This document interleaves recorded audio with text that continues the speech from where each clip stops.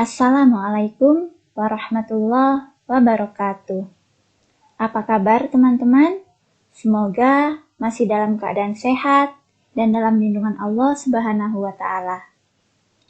Nah, pada pekan ini kita akan belajar tentang energi listrik. Selama 1 pekan, teman-teman akan melakukan aktivitas pengamatan listrik di rumah masing-masing. Namun, sebelum melakukan pengamatan, teman-teman sebaiknya menyimak penjelasan berikut ini.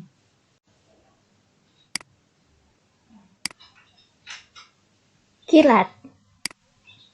Dalam Quran Surat Ar-Ra'd ayat 12, Allah berfirman, A'udzu billahi minasyaitonir rajim. Bismillahirrahmanirrahim.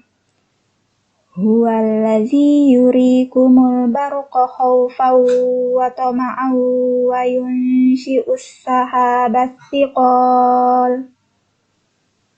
Shadaqallahul azim. Artinya, dialah yang memperlihatkan kilat kepadamu, yang menimbulkan ketakutan dan harapan, dan dia menjadikan mendung. Tahukah teman-teman, kilat dihasilkan dari arus listrik. Listrik mempunyai keterkaitan yang erat dengan era globalisasi atau era kemudahan. Hampir semua perangkat keras yang dimiliki di rumah membutuhkan listrik.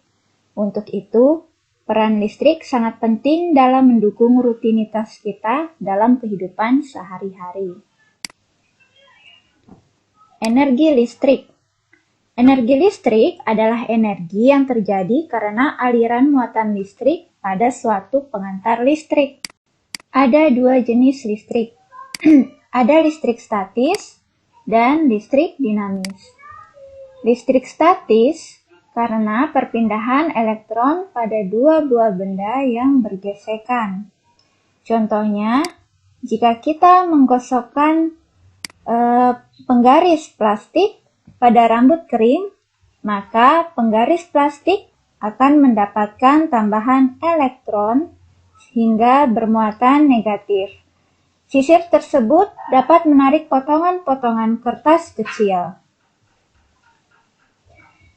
Kemudian listrik dinamis terjadi karena aliran arus listrik. Listrik dinamis dihasilkan oleh sumber-sumber energi listrik. Contohnya, pada bohlam lampu yang dialiri listrik melalui kabel, dan sumber energi listriknya adalah baterai. Sumber energi listrik. Sumber energi listrik terbagi atas elemen kering, elemen basah, dan generator. Elemen kering adalah sumber energi listrik yang menggunakan zat kimia berupa sel kering. Contohnya adalah baterai. Pada baterai, di tengahnya terdapat batang karbon, kemudian amonium klorida dan zinc klorida, kemudian bagian kutub negatifnya yaitu zinc atau seng. Kemudian elemen basah. Elemen basah adalah sumber energi listrik yang menggunakan zat kimia berupa cairan. Contohnya adalah aki. Aki biasanya digunakan pada kendaraan bermotor atau mobil. Nah, untuk fungsi bagian-bagiannya kita tidak mempelajari di tahap ini.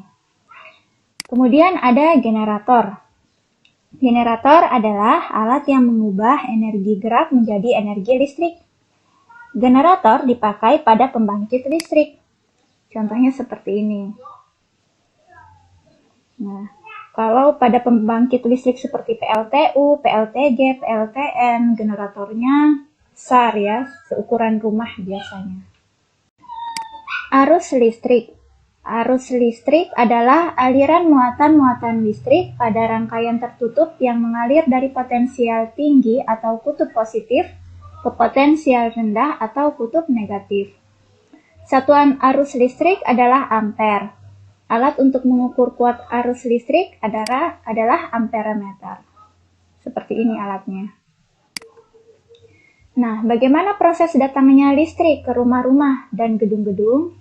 Pertama, energi listrik dihasilkan dari pembangkit listrik.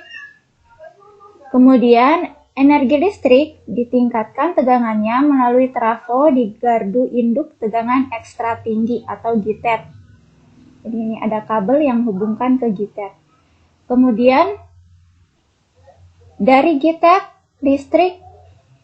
energi listrik disalurkan melalui saluran udara tegangan ekstra tinggi atau SUTET. Nah, teman-teman pasti pernah lihat tiang-tiang seperti ini ya. Kemudian dari SUTET, energi listrik diturunkan tegangannya melalui trafo di gardu induk atau GI. Nah, dari GI, energi listrik disalurkan melalui saluran udara tegangan menengah atau SUTM dan SKTM. Nah, yang seperti ini. Tiang-tiang yang seperti ini ya. Kemudian, energi listrik diturunkan tegangannya melalui trafo di gardu distribusi atau GADIS. Dari GADIS, energi listrik disalurkan melalui saluran udara tegangan rendah atau SUTR dan SKTR. Nah, ini. Kemudian dari SUTR atau SKTR, energi listrik disalurkan ke rumah-rumah dan gedung-gedung. Sampailah di rumah kita dan kita gunakan untuk lampu, untuk mencuci, dan lain-lain. Untuk banyak listrik yang digunakan setiap rumah berbeda-beda. Ini dapat dilihat melalui kWh meter. kWh meter adalah alat yang digunakan untuk mengukur daya listrik. Berikut contoh kWh meter yang ada di rumah. Nah, ini ada kWh meter analog dan kWh meter digital. Bagi pelanggan listrik pasca bayar, kWh meternya kWh meter analog seperti ini. Jadi yang diperhatikan nanti adalah angka yang muncul pada bagian ini, ya. Kemudian pada kWh meter digital, ini biasanya digunakan oleh pelanggan prabayar.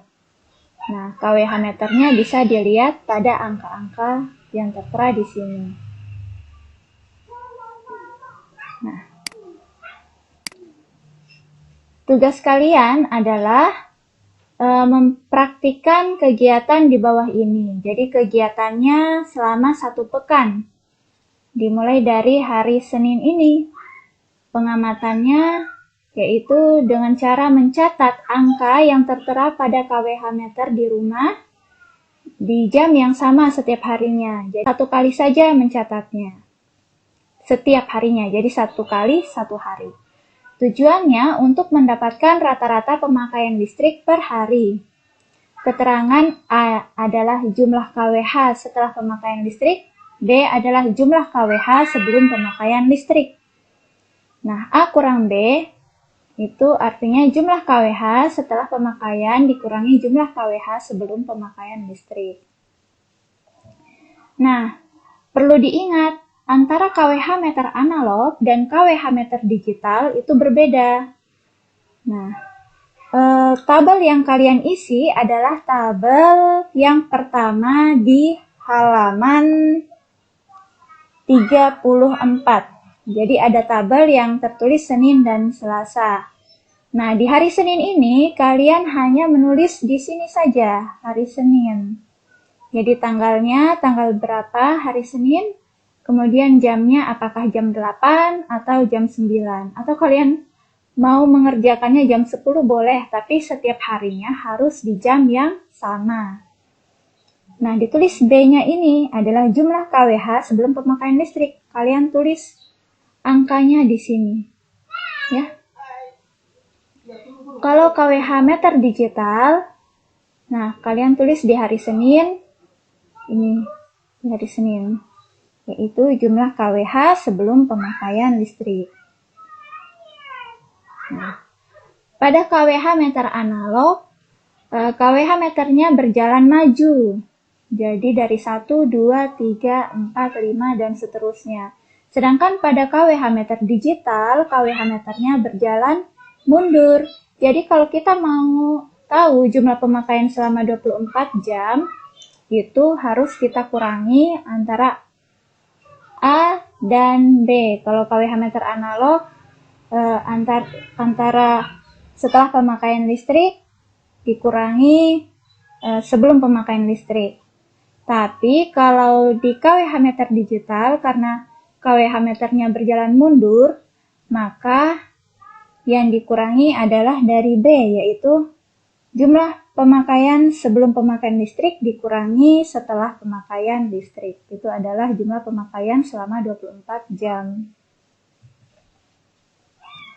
Sedangkan untuk keterangan alat elektronik yang digunakan selama 24 jam, kalian tuliskan.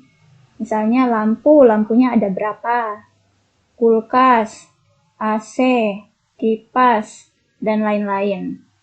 Apa saja yang digunakan di hari Senin itu. Nah, kemudian ini ya contohnya mencatat KWH meternya.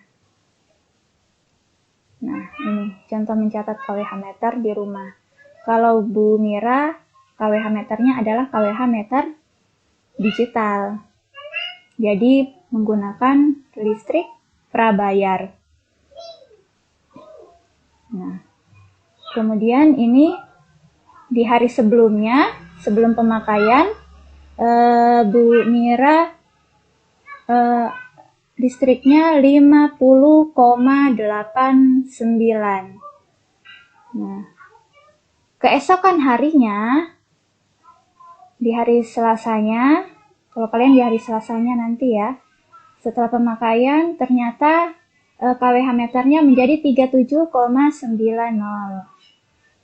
Nah, nanti berarti akan dikurangi 50,89 dikurangi 37,90. Itu adalah pemakaian listrik selama 24 jam. Nah, itu saja. Besok akan dilanjutkan lagi pengamatan kalian. Semoga dimudahkan. Selamat beraktivitas. Oke, selamat mengerjakan dan semoga kalian terjaga kesehatannya dan tetap semangat. Assalamualaikum warahmatullahi wabarakatuh.